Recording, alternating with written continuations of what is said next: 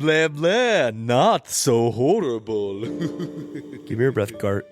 Okay, we're going to start again. Give me your best Garth Brooks impression. My best Garth Brooks impression. Isaac's on the spot. I'm trying to out him as a country fan. I was going to say, unfortunately, I do not know a single thing about Garth Brooks, so instead I'm going to give you my best Garth Brooks impression. Okay. Hey guys, it's me, and I'm Garth Brooks, and I sing about country. What's one of my songs called? Now I'm outing Derek. Do you know Garth Brooks? Okay, I'm going to do you one better. Here's my best Mel Brooks impression. Okay. Make 'em laugh, make 'em laugh. I wrote the producers. And also a lot of other movies. Schwartz. History of the world. That's all I got. That's all the Mel Brooks I got. That's pretty good. That has nothing to do with Why are we anything. talking about Brooks? Well, because, okay, actually, can I tell you the reason? Because when you go to therapy, oftentimes they have you like look at something and then you think about the thing that correlates with that thing, right? You're doing like a Rorschach test? Is that what you're talking about? So I was thinking about the river that Look at this Mel Brooks movie and tell me, what does it remind you of? Well, so the reason that this came into my head at all is because I was thinking in my brain about water that I saw recently in a movie we just watched. And then I was like, oh, that's a Brooks. And then I was like, Garfield. And then I was like, Garth Brooks. And I was like, what does he sound like? Isaac, the intro's over. Will you please tell me your best Garth Brooks? And it's actually pretty accurate there because because I know nothing about him, the Garth Brooks to me doesn't speaks nothing. That's true. It speaks no good. It speaks no bad. Speaks no angelic. Demonic. It speaks no evil. It's all. Hold on. Say that again. I like that. It speaks no evil. James McAvoy. James. Just throwing it out there. Just James McAvoy. That is his name, right? Throwing out good actors. You seem very concerned about getting his name right. It is definitely James McAvoy. Okay, it's McAvoy. because, by the way, I'm Derek. And I am Isaac. And this is Not So Horrible. This is Not So Horrible. Remake edition. Forgive us, great grandfather tomato in the sky. We have sinned. Dad. We have dipped our toe into the world of like really good horror movies. So this is our Not So Horrible episode, where basically, if you're new here, we typically will go through and watch the less than great, the rated so poorly. We've watched bad movies. We've watched but some there's bad no ones. such thing as a bad movie. And we say will, that every episode. We will go back and forth on that every time. We're like, this movie was bad, but there's no bad movies. But in this instance, here in this shorter episode here, we watched a better one that has better ratings. I would argue it's a better horror movie. I would argue, yes, it is definitely better than a lot of the things that we have watched. But yeah, Alvin was there with the other chipmunks. Yeah, he was there with Simon and Theodore and what's his dad's name? Alvin. That's his name, yes. Because we watched Alvin and the Chipmunks squeak no evil.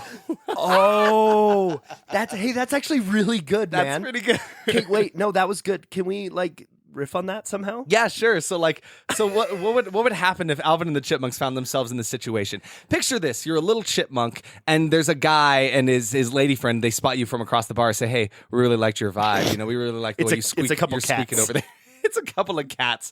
Definite immediate predators to you, right? Yeah. I mean, if you're a chipmunk and you see a cat across the bar, you're probably going to run the frick away. But they really like your vibe. They really like your vibe. Hey, like, me why and don't you my come out wife, here to chipmunk, our little farm you. over this way. Me and my wife, chipmunk. You said they were both cats. My whip monk. Wait, does that mean he's whipped? Also, yeah, I did say they were cats, and I totally changed it back. So it's a cat in like a chipmunk's clothing. So anyway, we just watched the 2024 remake of the movie Not So Horrible. Speak No Evil. I almost said squeak again. So guys, get this. Speak No Evil. I didn't know a lot about it. I arguably knew too much. I think all of you who have seen a movie within the past couple of months have seen far too much of this movie because this trailer plays before every single movie in theaters. The best part it's just because of James McAvoy. James McCavity. Now, the cats are coming back. Oh, that's good. No, so and stuff. But the best part about seeing this movie is that now I feel freed from seeing this trailer so much. I see so much of this trailer. But what I didn't know about this movie is it is a remake of a movie that was released two years ago. 2022. Why are we remaking movies 2 years after this movie's not even cold yet? No, I really feel like the director of the 2024 remake sat down in a theater, watched that movie, said, I could make the ending better, and then took the script and remade it. I want to see it like he did that with like a group of friends. He said that out loud, and someone's like, all right, big guy, all right, do bitch, it. Yeah, do it. And he's yeah, like, it's me. It's me, Johnny Tough Guy. Hey, what's up, James Wan and Blumhouse? Hey, I could make this movie better. I could make this movie better. My best friend told me that I could, and I'm going to do it. And they're like, well, shit, all right. All right. Because the original one... in it? Well, no, but why not? Who am I going to make the Muppet then? Is James McAvoy going to be the Muppet? Yeah. He's going to be Kermit. Kermit's going to come and fuck shit up. Oh my God. Kermit is going to be very unsettling and tense the entire movie. But also very charming. Also very charming. I give him a hug. Kermit is definitely the Muppet that has the charisma to play a role like James McAvoy's character in this movie, which is called Patty. Patty is his character's name in this movie. Paddington Bear. Yes, James McAvoy as Paddington Bear. Can we do a supercut of Speak No Evil with Paddington Bear? Oh my God, that would be incredible. As the bad guy. Paddington is too pure of heart. I don't know. But that's the point. Oh, okay. That's where they get you, because at the beginning of this movie, you're like, this guy's... So it's like one of those things where like you see an actor, they're very good, very sweet. They do all these very nice guy roles. Then they play a really... They just turn the tides, play like an evil villain. Yeah. And it works for them. It goes really well. So let's take a step back. Yeah, real we're quick. Stepping back. First off, this is... from the mic. Does that work? Yeah, that's really good, actually. Can I step forward again? Sure. Okay. Now I'm back. You just actually leaned back. Don't tell them that. Don't tell them I'm sitting on a comfy couch right now. We don't record our Should we episodes record standing up? No, sit down. I'm standing up right now in front of Derek. But your acoustics are better now because is terrible. And this is weird. I do not like standing up and recording a podcast. Also, so I've had the big C word the past week and a half. So please forgive me if I cough. It's COVID. You can't just say the big C word. You can't say that. It ruins our algorithm. Is that true? Yes. Google attacks you if you say that word. That's terrifying. I just didn't want them to think it was the other really bad C word. They can think I almost said it. Oh, okay, man, you really... We're not in England. I guess we should establish that here first. We are recording this episode, one, because we enjoy them, and it's been a minute since we've touched on Not So Horrible. We really do enjoy doing these episodes. Two, yes, so we had an illness here, and so we were like, okay, we couldn't get our bigger episode recorded this week, especially since we have a guest planned for that episode. So we're like, okay, we want to get something out. That's the special guest phone.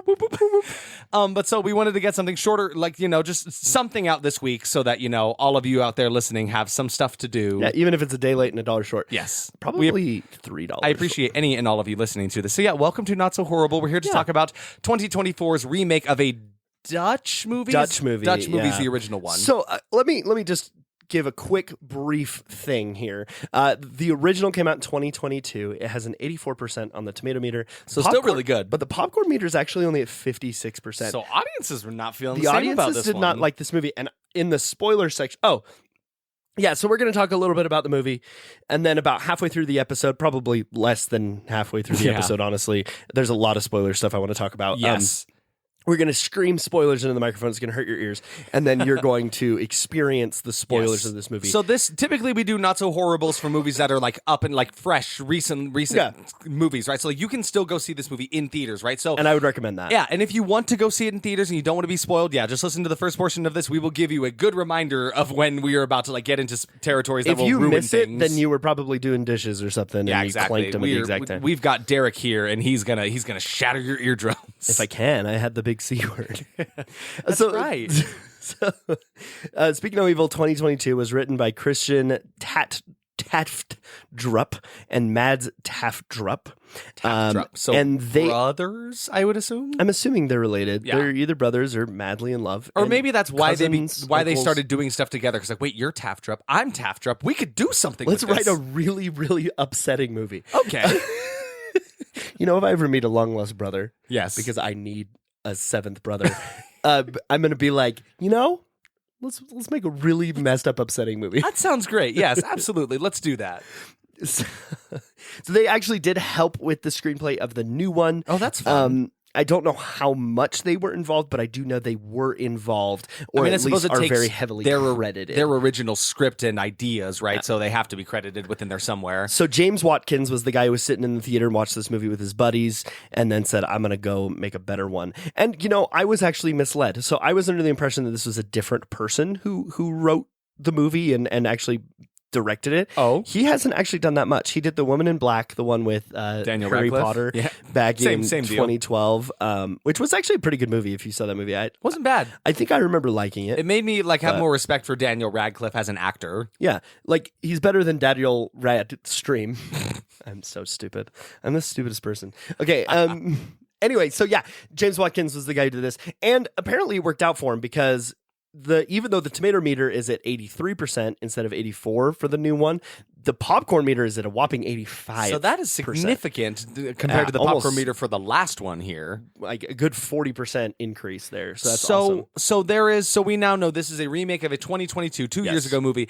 I have not seen the movie. Derek, I did watch it. In preparation for this, did watch it. So Derek, the same day. I watched it today. You watched it? I did watch it today. I watched it right before we went. You had a Speak No Evil double feature. Yeah, I did. And it was... I feel sad, to be honest. I don't think I trust anyone either, which doesn't help. No, definitely. I didn't before, so now I'm fucked. But so real quick, I'm just gonna explain to you as much as I can without spoilers what you need to know about the remake. They're almost identical. So the first two, I set that up like it was going to be way more. Yeah. But the first 2/3 of both movies are nearly the same. There are some subtle differences. Like there's some marital issues in the American remake that were not in the original. There's also some anxiety stuff that wasn't really as heavily implied. Basically, more stuff is given to you as an audience member in the American version versus the Dutch version. That's because Dutch people are just smarter than Americans. Americans need it all spelled out for us. And I think at the beginning of the spoiler section, I'll tell the ending to the original. Yes, and then we can go into the different ones. That is a huge thing, and like I would say it's a spoiler, but I don't think it is. It's one of the biggest things people talk about this movie. The original and this one, there's a point like halfway through the movie where it takes a very different turn. You can, if you've seen the original, and even if you've seen the original at all, you know the point that it shifts because there's a specific moment where a character who basically did nothing in the original movie does something huge and it changes the course of the movie entirely. Absolutely. And I'll say it here since we're not in spoiler territory. Yep. I loved it.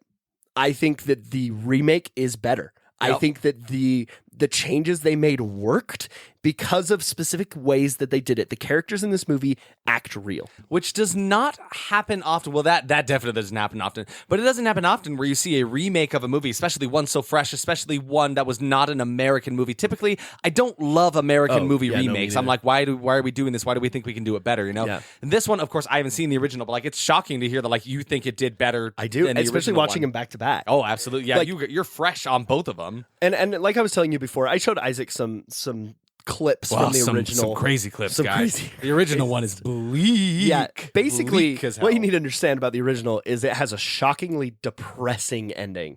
Like, yes, so sad. And I remember I was reading an interview with one of the writers of the original, and he basically said that Americans are pussies and they can't handle an ending like that, which is so funny. I mean, he didn't like put it in those exact terms, but and I actually don't like that word. But when I read it, I was like, oh, that's rude. That's hilarious, though. But it's also very true. I mean, if you think about every horror movie ever that has come out of America, there's always a hero. Yes. There's always someone who comes out at the end, which I mean, it's cheesy. It is what it is. You love it. You hate it, whatever.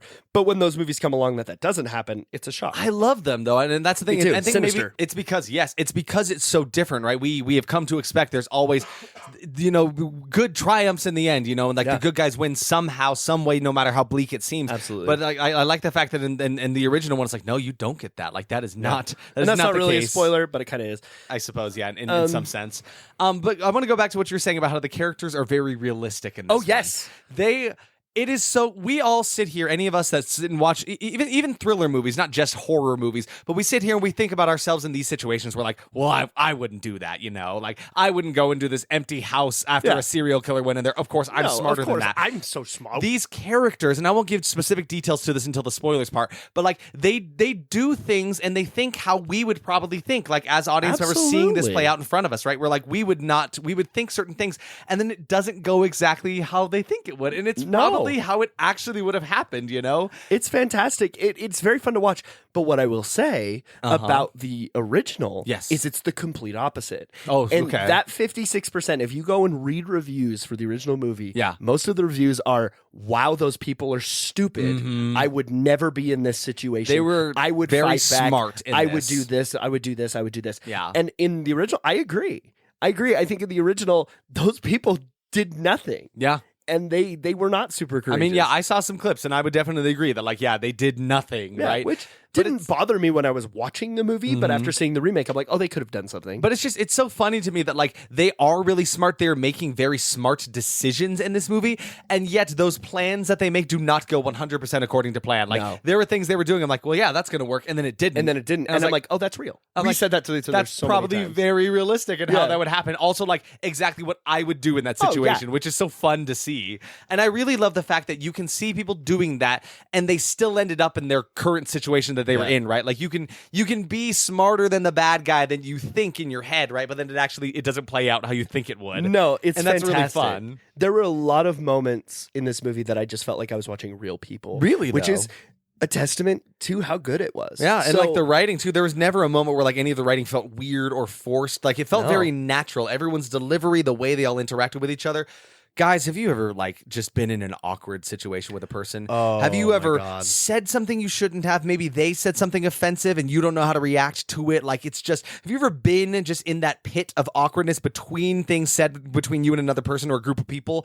That's this whole goddamn movie. It starts out that way. Yeah. It starts, I mean, not like shot one, but like the opening scenes of the movie is like just like you experiencing kind of like awkward conversations as people are meeting and getting to know each other and interacting with people. So many awkward, tense scenes. This entire movie is tense, not just from like being afraid of people in precarious situations, but just straight like social interactions that can be awkward sometimes. So uncomfortable. Wow. It was so awkward and uncomfortable, but it worked. It was a good thing, right? It did really work. So this movie is about two couples that meet on a vacation in Spain, right? And the original was, I think it was Spain or Italy or something. Yeah. And the original was the same way. And one thing that I really loved about the original, and this may just have been my experience for some reason, but the two couples, the evil couple and the good couple, we'll call them that for now, they speak different languages, and the mutual language that they both know is English. So as an English speaker, I was experiencing the movie with them, hearing the English when they were having conversations. And then when the good couple was talking, there were subtitles. When the bad couple was talking, we did not get subtitles. Which is such an interesting choice. Fantastic. Yeah. Because you're already scared of what these people are doing. You don't understand. It puts you in the shoes of the good couple. So you are now fearing for them while not understanding.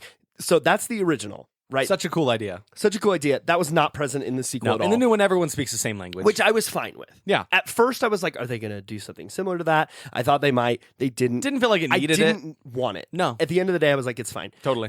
Another thing I liked, I would argue, better about the original was some of the cinematography. Yeah. I was showing Isaac a couple shots. There's like a shot when you're watching them at a dinner table, and it's like you're experiencing the awkward conversation at the table next door. The camera doesn't shift. It stays on the same thing, because there's something relieving about when cameras shift different angles, like because like you can't do that as a person, right? If you were sitting there watching this awkward conversation happen, you're stuck here looking at it from your one perspective, right? And it sits you stuck in that position, and that's really good. It is really good, and it's very effective at making you feel more awkward. Because I will say that there were scenes, even though I was watching essentially the exact same scene, this is a really good example. The scene where she is forced to eat the food off of the fork. Yes. That's a scene that's in the trailer. It's in the trailer. We can talk about that. She's a vegetarian. And she's forced to eat meat even though he understands that she's a vegetarian.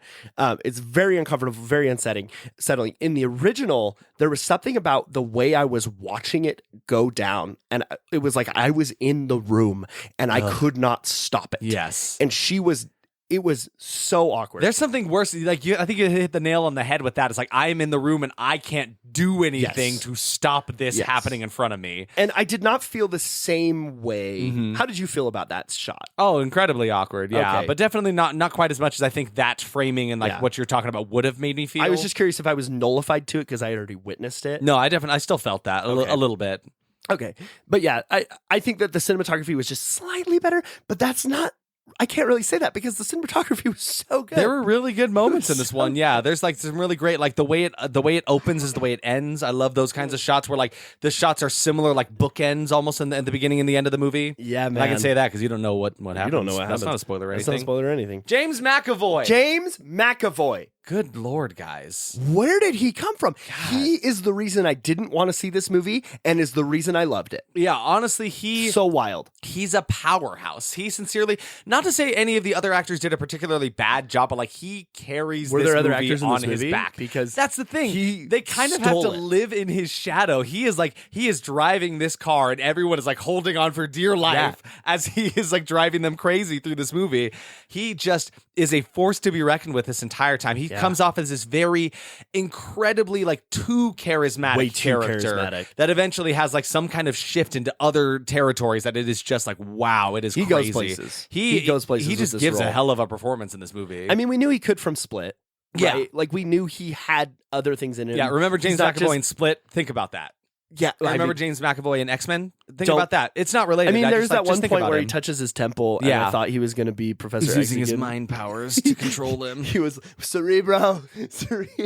I want these chipmunks to live with me. Anyway, I mean, yeah. So I think we've come to the end of synopsis. I know. I'm trying to think of anything else we can do that isn't getting into spoilery territory. I basically would say this movie is pretty triggering for anyone who has parental trauma or any stuff with kids or marital issues. Yes. Probably skip this one. But that being said, if you enjoy James McAvoy at all in a unhinged role, I would run to the theater to see this movie. Yeah, and you enjoy some like fun sequences with characters you do actually care about. That's another thing I liked about this one. Is like because you basically said there's an evil and a good family in this one, right? I really wanted to see the good family through. You know, I cared about them. You know, I didn't like love all of them as people, but I'm like, I want these people to get out of this situation. Absolutely. You know, and I cared about them. But so it's a very effective movie. It does a very good job. It sounds like it's a really great remake. So I would definitely, honestly, I did not think I was going to be able to say this after it, and I think that's mostly just because I'm so sick of it from seeing the trailer everywhere. Well, and the trailer does not. That's one thing we can mention before our verdicts. The trailer really doesn't give anything away, which is good because like it basically gives you like the gist of what the story is, but like there's so much more to be seen in the movie, which is good. All trailers need to do that. All trailers need to be able to give you enough to like give you a bite and like reel you in, you know, and then like you get to see the whole of it when you actually go see the film, right? And with the exception of maybe 2 or 3 shots, everything from the trailers in the first act of the film, which is great. I really enjoyed that. So a lot. Good. But yeah, so honestly, would recommend. Go check it out if you can. Yeah, go check out Speak No Evil 2024 with wonderful actors in it. James McAvoy, Mackenzie Davis, Scoot McNairy, Aisling Franciosi. They do wonderful jobs. And kid actors, too. Kid actors, dude. We didn't mention that. Oh, yeah, they're great. Yeah. The girl was okay. Yes. But the little boy. The little boy does a really, really good job. It's opposite from what I thought from the trailer, though, again. Yes. Because in the trailer, he was kind of bugging me. No, yeah, But then in the movie, I was like, I love this kid. And especially that final shot of the kid. Totally. You were telling me about how in the original movie, the kids are hardly used at all, right? That's something I could mention here. Yeah, the kids are pretty worthless. They're a main plot point of the movie, but they are not... They're just there. In the original, right? In the original. In this movie, the kids are the best part. Honestly. Like, other than James McAvoy. But yes. They really stole the show. They're plot devices. They move certain things forward. They come across certain things. Like they're utilized really well too. It kind of feels like the original was a beta, and this is the full release of the movie. Yeah, in a sense, because they fixed so much. Yeah, the first one was like early access. Yeah, and then they're gonna like in 10 years be like release the DLC of the original ending. Oh my god. But yeah, so honestly, it's an enjoyable time. Like I actually found myself, there's like the final act of the movie is pretty like higher so action, tense. Right? And we were like sitting there, we were on the edge of our seat. There's one point I like leaned over and shook you, like, this is awful. I know, we were having a time with it. So it's a good time. There are several very tense, very like hard to watch moments sometimes. Like you have to go through as certain characters are having very realistic conversations with each other and stuff and dealing with certain things. And like, but like it's effective. It is very good at that. It put me in their shoes. It made me go, this is probably how I would act in this horrible, horrible situation. It also does such a weird job of like walking this line where it is tense, it is like scary at times, it like makes you uneasy, but then also unintentionally like makes you bust up laughing. Hilarious. Like just with like the timing of certain moments, but like without ever crossing into like the horror comedy genre. Oh, no. Not even slightly. No, it was satirical, right? Yes, I mean, and exactly. There are a couple moments like that in the original, and they kind of made me chuckle. This movie, there's a specific scene that two specific scenes that me and this lady on like the second row were dying laughing. Busting up. I yeah. mean, you were laughing too, but like I specifically, that lady, she was having the This time movie of her was for life. Derek and for her. Yeah, we were. Just for them. We were in a pretty packed theater, and like the two of us were like over everyone. It's just hilarious how just it happens. laughing. But anyway, spoilers. Oh, jeez. Whoa. The spoilers are coming. There's an instrument in your room, and it went. The spoilers are Spoilers! coming. The spoilers are coming. Spoilers! Oh, God. So yes, thank you. Thank you, all of you that wanted to check this out. And if you want to go watch the movie, now is your time to depart. You have exits on either side of you there. Come back after you've watched it though, and let us know what you think and listen to our spoilers. But let's talk about this. Let's talk about some spoilers in this God. one, guys. Okay, first James off, McAvoy dies. I mean, he does. I literally. You're not wrong. I've said that about spoilers about other things that aren't true, and I was joking. He does die. He does die. I mean, he's the happen. main antagonist I'm of this so film. sorry to spoil that right away. We're just starting off strong. Big spoiler James out of the way. McAvoy dies. I think you can watch the trailer and go, he's probably going to die. Yeah. But that's not the case in the original. So No. quick before we get into this, in the original movie, let's discuss that one. everything is the same. The two couples are like, they're out in the farmhouse, right? Whatever. And then towards the end of the film, or towards the beginning of the third act of the film, the kids are like forced to dance. And it's really uncomfortable. Yeah. And at that point is where the two movies shift. So I'm going to start with the original real quick. Because does that one go basically similar? Like the daughter is teaching the evil family's son to like do a dance. He's doing poorly. Dad's getting mad at freaking him. the He's out. being a dick about it. So it's at this point, it's like the third time the family decides to leave. Yeah. The good family decides to leave, okay? To make a long story short, because we're not here to talk about the original, I just want you to understand how different the remake is. Incredulously different. Incredibly Holy hell. different. Because, I mean, it's like 20 minutes of the original, and it's like 40 minutes of that's one thing I noticed while we were watching it. Is I was like, oh, this is going faster. Yeah. This is going a lot quicker. The pacing a bit different. We hit certain really important plot points faster than the new one. Anyway, so the kid is like dancing poorly or whatever. The dad gets pissed off at him, and then the kid just dies. They throw him in a pool. Is it at that instant that they do not, it? Maybe not at that instance, but it's pretty close after that. And, Yeah. and I mean, maybe I'm wrong, but I did just watch the movie, so like, But they drown the kid. They drown the kid in this like little pool because he can't swim. Yeah. Which is so sad. Yeah, it's so very sad. It's terrible. I don't actually remember that being a plot point in the original, that he couldn't swim. Yeah, because they kind of showcase that a couple times in the newer one that he's like, he can't swim. That's another way that the new one was like kind of handholdy at certain points, but I didn't hate it. Anyway, so the kid's dead. The dad's like searching the house. He's trying to get the family out. They have just run out of gas. He's trying to leave. He finds a room full of the dad of the good family. The dad right? of the good family. The good father. The good father. Good dad. He finds a room in the house that's full of luggage. It's full of all of this like trinkets and stuff from other families. And then he finds a bunch of pictures of different kids in different families. Yeah, all like literally plastered all over the walls. Yeah. And so we find out that the bad family has been meeting couples, luring them here, luring them into the house, and then stealing their money, and which is never even touched on in the original, by the way. That was completely added. Yeah, there's a part in the new one where they just like make them transfer a shitload of money over to them. Which it's implied. Yeah. It is implied, right? I mean, basically the whole movie is implied. So, yeah, he finds all these pictures of all these other families, basically creates a rabbit trail of all of these kids, and then he's like, shit, I gotta get out of here. He doesn't tell his wife, which is first mistake. Big mistake for big mistake. And he grabs his wife and his daughter, and he's like, okay, let's go. This is where they're out of gas. They're stuck. The bad family chases them down. Yep.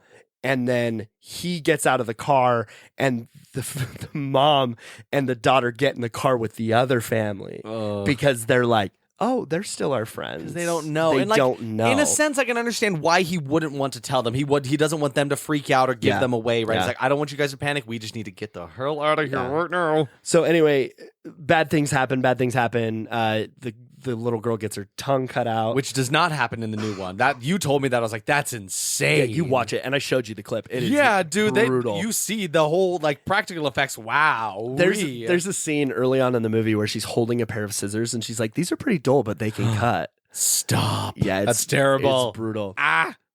Anyway, so they drive them to like this abandoned like rock farming quarry, and there's another guy who's helping them, but you only see this character like once. I do think it was still the bar owner. Yeah, I do think it was still him. There's like one moment in the new one where they go out to like this one like chef dude that they know who gives them like a private meal. His name is Mike, I think. Yeah, and he helps them out in the end as well. And he helps them out. And anyway, and then they're like, "Why are you doing this to us?" He says the famous line of "because you let us." And then he forces them to take off their clothes. They stand in a quarry holding each other, crying while they get stoned to death, a la the Bible. That's crazy. That's insane. And that's a thing that a lot of people were upset about, the fact that they just did it. They just undressed, stood in front, did not put up a fight at all. Not. The most they ever put up a fight is when his daughter's tongue is getting cut out. And he's like trying to pull him away, but then he just gets decked in the face like twice by James McAvoy's character. It's crazy. Well, but yeah, so in the new one, they fight back quite a bit. Yeah, and I mean, I'm hoping you've seen this movie. We're not going to go really into detail. Yeah, no, nothing crazy. But basically, what you need to understand, they fight back. Yeah, exactly. So basically what happens in the newer one is the fact that the kids are now the driving force for finding out the information. Yeah. Because the daughter of the good family and the son of the evil family become friends with each other. And the son is like, hey, you need to help me get out of here. So he's mute. His tongue has been cut out, right? So like they tell them that it's like it's a medical condition that he's been born with and such. But so he kind of like tries his best to secretly tell this girl that like, hey, this place is not what it seems. He takes her to the secret cellar that the dad found in the original movie. Yeah. And he shows her all the trinkets and luggage and stuff that he's kept, all the phones from all the families that they've tricked. They have a photo book that has pictures of all of the different families, and he points it out. He's like, look at all these different families. Then he points to himself with his real dad. Yeah. So then it's like, listen, I was kidnapped. These aren't even my real parents. Yeah. So now the daughter goes to them first. She tries to find the best way, and she's super smart. She took pictures of it. Yeah. She's a freaking genius. They're geniuses. Everything they do is like very smart and like what you would want them to be doing. So like she finds clever ways to get the evidence, get her mom away, and be like, hey mom, this is what's happening. And I also love the fact that the mom believed it. There was not a moment where she's like, honey, this is crazy talk, like immediately she's like, no, this we got to get out of here. So in the original movie, I felt like the daughter was very young, and I was curious the entire movie why they made her a little bit older, and I think this is why. Because it got her out of the situation. She's making these bigger choices. Not smarter that decisions. a younger child couldn't, but she makes this decision to like cut her leg open and make it look like she's on her period. It's so smart, yeah. Because then the mom takes that. She's like, oh, I need to go take care of this. Let me take us away, right? It separates them from the evil couple. It's so good. It's so good. It's very, very good. They make a lot of really smart choices in this. But yeah, so then basically she tells the mom, then the mom's like, we need to let your dad know. So then she finds a clever way to be like, hey dad, come talk to your daughter real quick. And then they all, okay, so now all of them are together on this, right? So now it's the three of them trying to make their best attempts at escaping. And James McAvoy just keeps finding ways to fuck with them. And he figured it out. And that is where he shifts. Oh, man. And if you've seen this, you know that shift. That, man... He goes from being so charming and then, but he was charming, but also off-putting the whole time. The dude is basically walking around with like a red flag plastered to his forehead the whole time. He had like a flagpole sticking out of his head. It was so crazy. But he was still like an endearing, like charming, charismatic character, right? But then when that shift happens, when he realized shit's going bad and he is like we need to do away with these people, man gets real evil, real spooky, really fast. Yeah, man. And so basically, he gets the best of them, and he restrains them, I guess, as he's making them transfer money. They manage to escape away from him, and the family manages to successfully like get the best of this group, I guess. And I don't want to tell you everything. No. And if you're listening to this not having seen the film, like, I don't want to give it all away because there are this a lot third of act is so fun. It is a thrill. So instead of this like incredibly bleak, sad, hopeless ending, it is a thrill ride. It is of them having this like chase throughout the house. And I thought they were all going to die. I mean, based on the original, I was like, okay, at least half of them are going to die. I thought at one point any of the good family was going to die. Can we just talk about real quick? I literally leaned over to you and told you that the boy died in the pool in the original. And then they're driving away and you see James McAvoy's character just toss the little boy into the pool. It's right when the family is about to make it out of there. And the daughter's like, we can't leave the kid. They're like, we're going to have to come back for him. We'll find a way, As they're driving away, James McAvoy just throws his son into this little pond in front of their house. You know how in every this is okay. My favorite thing about movies is when there's a shocking moment that you can't forget. Yeah. Like I talk about the ending of Saint Maud all the time because there's a shocking moment that happens in that. That's that moment from this movie for me when he gets tossed into the pool. That was shocking. Yeah. I didn't see it coming. Well, just because like James McAvoy's done a really good job of like hiding his craziness and his evil like just under the surface, but he's done a good job of like not showing the family that. And in that instance, he's just like they can see him in the rear view. Whoop, here goes my son right into the pond, who I know can't swim. He just throws him right in. It's like, okay, now we're doing this. He's killing this kid. Wowee, okay. And the whole time the parents are like trying to find a way to save the kid. And it's so sad. Can I talk about when James McAvoy dies? Yeah, please. Because this is one of the moments that actually made me bust up laughing. Yeah. Because what happens is he's kind of toying with the main guy of the good family, kind of toying with like his masculinity a bit. Like, absolutely. Kind of trying to demasculate him at a lot of the times and kind of poking fun at him a lot. Yeah, it's like his serial killer behavior, right? He's like trying to egging torment him on. his prey. Yes, exactly. He's playing with his food, right? Yeah. And so he's doing a lot of that. And so there's a moment there where James McAvoy's character is on the ground. He's been drugged. The good dad, he has a gun. He could shoot him. He could do away with him, but he decides to be the bigger man and walk away. He's like, I'm not going to buy into your mind games. Yeah. However, this young kid comes in, the mute kid who has had his whole family murdered by this guy. He's been tormented. He's covered in bruises. Yeah, exactly. Right? This kid is abused. And he's had to pretend to be this guy's son. This guy cut his fucking tongue off. Yeah, exactly. So he does not have that cool composure. So what does he do? He gets on top of him with a brick in his hand and just smashes his head in. It was holy insane. Shit. And it's brutal. Did not end. It went on for a long ass time. And the kid is just screaming as he's bashed. There are a couple shots where you see like a prosthetic head getting smashed into. It was a lot. It actually made me cry. Like, not like tears of joy or fear. I was like, it was kind of like a redemption for the kid. Big emotion. It was a very him, right? emotional moment. There's a scene earlier where James McAvoy's character is trying to get the good dad to like let out some pent up emotions.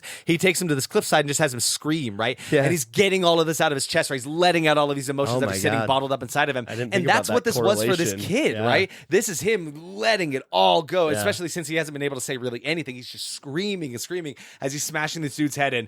But it was quite a big moment. Derek like teared up, right? Yeah. The moment right after, the silence and the way the family is looking at him after he finishes.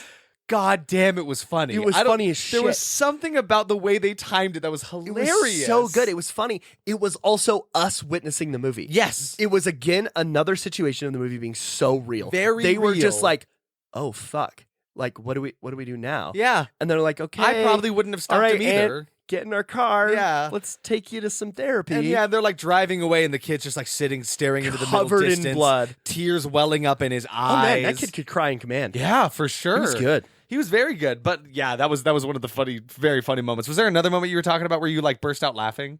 Oh my God, when they're singing in the car, man. Oh my God, yeah. Yeah, dude. James McAvoy's character is like in the car solo with the good dad, and he's just singing to him. Darling.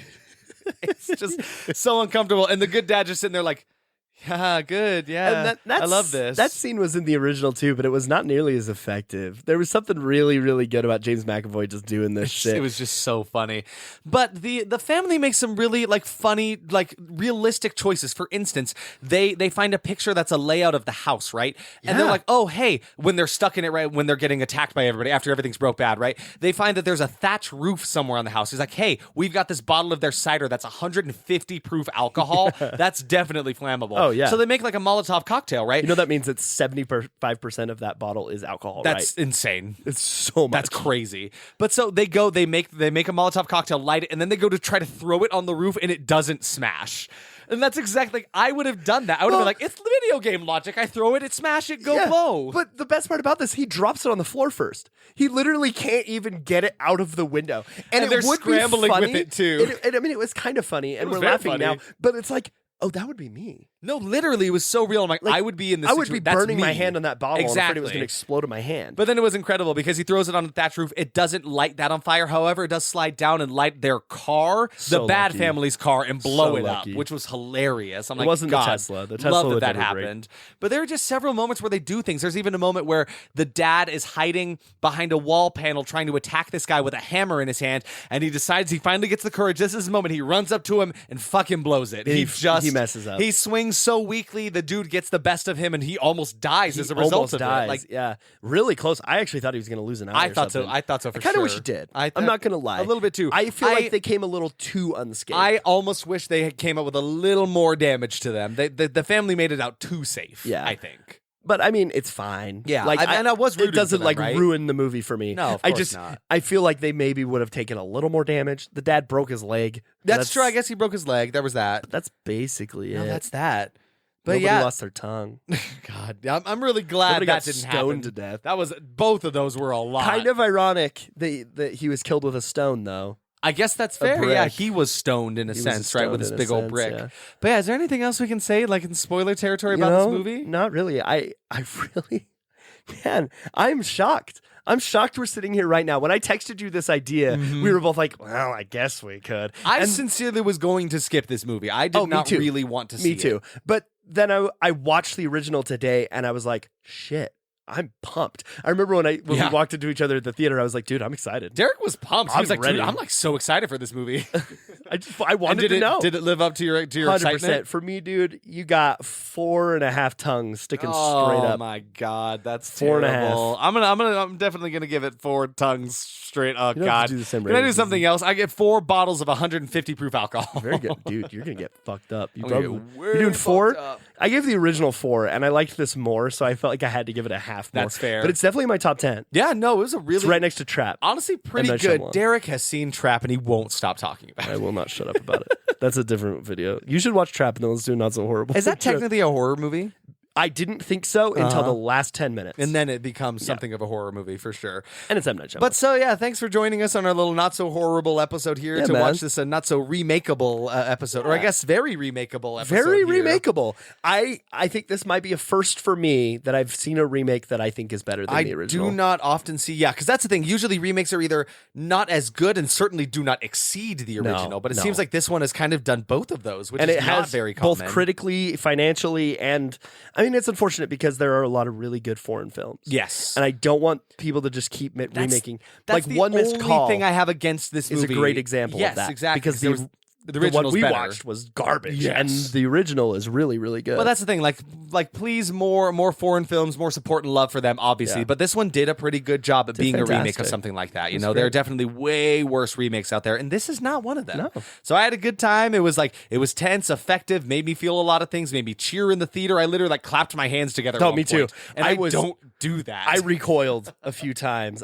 There is something about the last third of this movie that makes the entire movie worth it. Totally. And not that the movie wasn't good up until Yeah. then, but like it pays off. It really wraps a bow on the whole thing. I and, feel ties it all so together satisfied neatly. right now. There are some movies I've seen where I'm regretting watching this movie until the third act. This is not that case. No, absolutely. I was still seated Trap enjoying might the be movie. that for you. But yeah, so that is us on a Squeak No Evil. Squeak no evil. Speak No Evil 2024. Yeah, man. But yeah, so thank you for joining us on this Thank little, a you. little bit shorter episode. I love Thoughts I of like Horribles. doing these. It's a Me fun too. format. It's a lot more free, I guess, to Yeah. not go through every beat by beat plot point of the movie, and just freely discuss what we thought about it. It's really fun.